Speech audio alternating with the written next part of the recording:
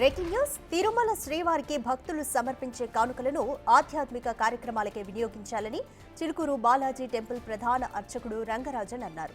రోడ్ల నిర్మాణాలకు వాడకూడదని కోరారు. తనపై దాడి జరిగిన తర్వాత తొలిసారిగా తిరుమలకు వచ్చానని, దర్శన ఏర్పాట్లు బాగున్నాయని చెప్పారు.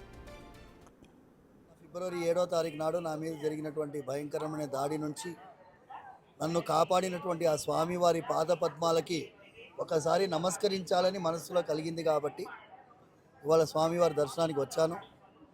అద్భుతమైన ఆశీర్వాదం, స్వామివారి కళ్ళల్లో వాత్సల్యం కనిపించింది, స్వామివారి కళ్ళల్లో అనుగ్రహం కనిపించింది.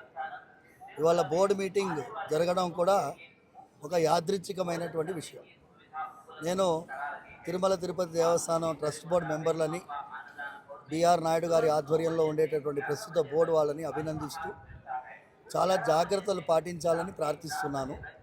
ముఖ్యమైనటువంటిది ఏంటి అంటే, ఎన్నో కోర్టు తీర్పుల్లో స్వామివారి యొక్క భక్తులు సమర్పించినటువంటి కానుకలతో వచ్చినటువంటి సొమ్ముని వేరే ఇతర కార్యక్రమాలకి వాడకుండా, ఇప్పుడు రోడ్ల నిర్మాణానికి కానీ వేరే దానికి దేనికి వాడకుండా ఆధ్యాత్మిక విషయాన్ని పెంపొందించే రీతిలో, మన ధర్మరక్షణ కోసం పెంపొందించే రీతిలో వేద ఆశీర్వాదాన్ని, వేద మార్గాన్ని ప్రతిష్టాపన చేసే రీతిలో వాడాలని మనస్ఫూర్తిగా ప్రార్థిస్తున్నాను.